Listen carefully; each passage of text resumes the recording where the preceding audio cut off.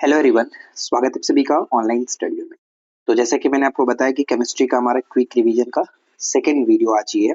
इससे पहले मैंने आपको पार्ट 1 कराया था और इससे पहले यानी हमने फिजिक्स और बायोलॉजी ऑलरेडी देख चुके हैं। अगर आपने भी नहीं देखा है तो आप जाकर के प्लेलिस्ट देख सकते हैं। ठीक है। और ये किस बुक से क्वेश्चन है तो आपके सामने ये बुक रखा हुआ है, आप यहाँ पे देख सकते हैं कि स्पेडी पब्लिकेशन का ये बुक निकाला गया था जिसमें हर साइंस के तीनों सब्जेक्ट को क्विक रिवीजन के पर्पज से बनाया गया, जो कि काफी इंपॉर्टेंट है क्योंकि इसमें जो क्वेश्चंस दिए गए हैं वो एग्जाम में डायरेक्ट पूछे जाते हैं। तो ज्यादा समय ना लेते चलिए शुरू करते हैं। तो सबसे पहला जो टॉपिक था वो है समस्थानिक एवं संभारिक। ठीक है, आइसोटॉप एंड आइसोबार। तो आइसोटॉप के बारे में मैंने आपको कल एक प्रश्न बताया था।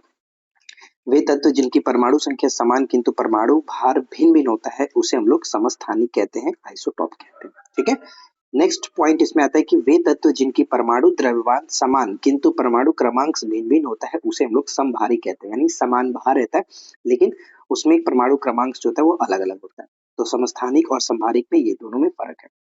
समस्थानिक की खोज जो है वो सोडी ने की थी।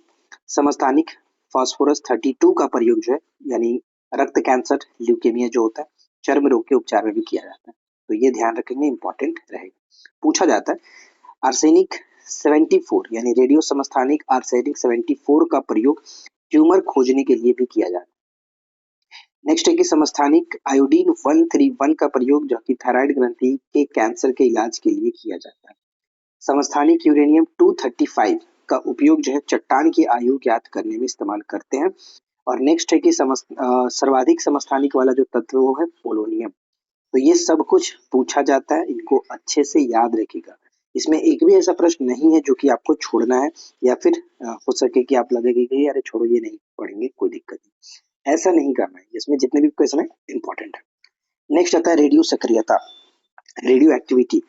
तो स्वतः विघटित होकर के विकिरण उत्सर्जित करने वाले तत्व को हम लोग रेडियो सक्रिय तत्व कहते हैं। और चार सामान्य रेडियोधर्मी तत्व जैसे यूरेनियम, रेडियम, पोलोनियम और थोरियम, ये इंपॉर्टेंट वाले हैं। रेडियोधर्मी तत्व उत्सर्जित करते हैं, अल्फा बीटा और गामा किरणों को उत्सर्जित करते हैं। रेडियो सक्रियता की खोज हेनरी वैकुलर ने की थी। रेडियो सक्रियता की मात्रक होता है कौन? क्यूरी मात्रक होता है। रेडियो सक्रियता की माप हम लोग करते हैं जीएम काउंटर से। ठीक है। अल्फा बीटा और गामा में से विद्युत चुंबकीय तरंगे कौन सी है? तो केवल और केवल गामा किरण विद्युत चुंबकीय तरंगों को दर्शाता है। राइट। गामा किरणों का नामकरण किसने किया था? तो रदरफोर्ड ने किया था, ये भी याद रखिएगा, रदरफोर्ड। ठीक है। नेक्स्ट आता है गामा किरणों के खोजकर्ता कौन थे? तो यहाँ पे हेनरी बैकुलर। वेदन क्षमता सबसे अधिक तथा तरंगदैर्घ्य सबसे कम किसका होता है? गामा किरण की वेदन क्षमता सबसे अधिक होती है जबकि तरंगदैर्घ्य इसका कम होता है। कोबाल्ट 60 रेडियोधर्मी समस्थानिक होता है, रेडियो एक्टिविटी समस्थानिक होता है। कोबाल्ट 60 उत्सर्जित करता है गामा किरणों को। कोबाल्ट 60 से उत्सर्जित गामा किरणों का प्रयोग करते हैं हम लोग कैंसर के इलाज में। रेडियम की खोज किसने की थी? ये बचपन से पढ़ते आ रहे हैं, रॉबर्ट पियरे और मैडम क्यूरी ने किया था रेडियम की खोज। रेडियम प्राप्त किया गया था पिंच ब्लेंड नामक यूरेनियम अयस्क से। ठीक है। ये जो पिंच ब्लेंड होता है वो यूरेनियम का अयस्क होता है, ये याद रखिएगा। जीवाश्मों की उम्र ज्ञात करते हैं रेडियो कार्बन डेटिंग विधि से ज्ञात किया जाता है। पुरानी चट्टानों की आयु का आकलन कैसे करते हैं? यूरेनियम डेटिंग के द्वारा किया जाता है। अब नेक्स्ट हमारा पॉइंट आता है जो कि नाभिकीय विखंडन और संलयन। तो देखिए, भारी नाभिक का दो लगभग बराबर खंडों में विभक्त होना उसे हम विखंडन कहते हैं। नाभिकीय विखंडन में ट्रिगर होता है न्यूट्रॉन। अनियंत्रित जो श्रृंखला होती है, अभिक्रिया होती है किसमें? नाभिकीय विखंडन में। परमाणु बम का सिद्धांत आधारित होता है नाभिकीय विखंडन पर और ये वीवीआई भी है। ठीक है, ये वीवीआई है। नेक्स्ट है कि परमाणु बम का प्रयोग होने वाला तत्व कौन सा? तो यूरेनियम 235 और प्लूटोनियम 239। प्रथम परमाणु बम बनाया गया था रॉबर्ट ओवेन होमर के द्वारा 1945 में। दो या दो से अधिक हल्के नाभिक का आपस में जुड़कर एक भारी नाभिक और स्थायी नाभिक बनने की प्रक्रिया को नाभिकीय संलयन कहते हैं। सूर्य के ऊर्जा का जो स्रोत है वो नाभिकीय संलयन ही है, ये भी इंपॉर्टेंट रहेगा। हाइड्रोजन बम आधारित होता है नाभिकीय संलयन पर। ठीक है, नाभिकीय संलयन पर। हाइड्रोजन बम विकसित कब किया गया था? तो एडवर्ड टेलर के द्वारा 1952 में किया गया था। एडवर्ड टेलर के द्वारा 1952 में, याद रखेंगे। इसके बाद नेक्स्ट आता है कि नाभिकीय या फिर परमाणु रिएक्टर में होता है आणविक भट्टी। प्रथम नाभिकीय रिएक्टर कब बनाया गया था? एनरिको फर्मी के द्वारा 1942 में शिकागो में। प्रथम भारतीय नाभिकीय भट्टी अप्सरा है। नाभिकीय रिएक्टर में मंदक के रूप में कार्य करता है ग्रेफाइट या फिर भारी जल? ये प्रश्न तो आपने देखा ही होगा कितना बार पूछा जाता है। रिएक्टर में नियंत्रक छड़ के रूप में इस्तेमाल होता है कैडमियम या फिर बोरॉन के छड़। ठीक है, ये भी याद रखेंगे, इंपॉर्टेंट रहेगा। रिएक्टर में शीतलक के रूप में किसका इस्तेमाल करते हैं? भारी जल यानी जो D2 है एवं द्रवित सोडियम का इस्तेमाल किया जाता है। भारत के नाभिकीय रिएक्टरों में ईंधन के रूप में सर्वाधिक प्रयुक्त होता है यूरेनियम 238। भारत में प्रचुर मात्रा में उपलब्ध महत्वपूर्ण नाभिकीय ईंधन थोरियम, और सबसे ज्यादा जो है ये केरल में मिलता है और पूरे विश्व में भारत में सबसे ज्यादा है। न्यूक्लियर बम बनाने में उपयोग किया जाता है यूरेनियम का।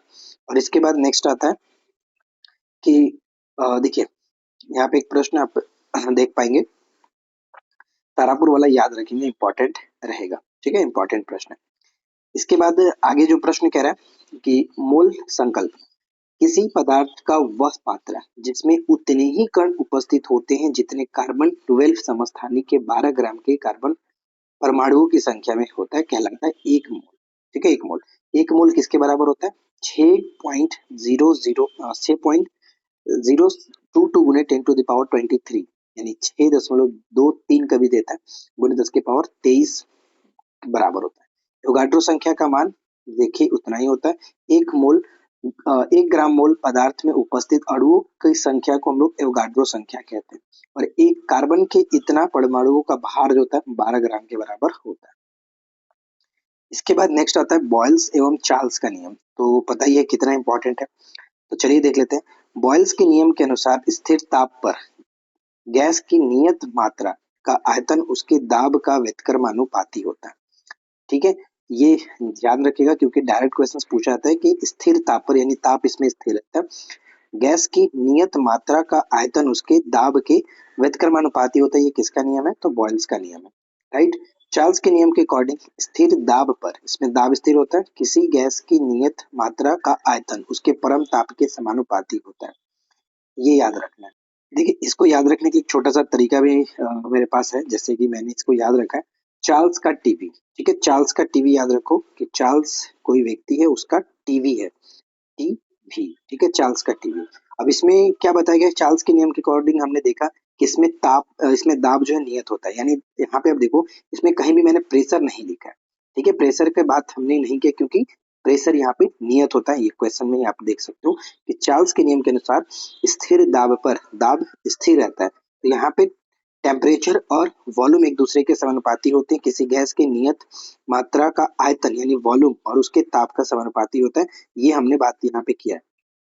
टीवी, तो चार्ल्स का टीवी में आप समझ पाएंगे कि प्रेशर इसमें जो कि स्थिर रहता है। तो ये क्लियर, अगर एक क्लियर रहेगा तो बॉयल्स का नियम आराम से आप समझ पाओगे क्या कह रहा है।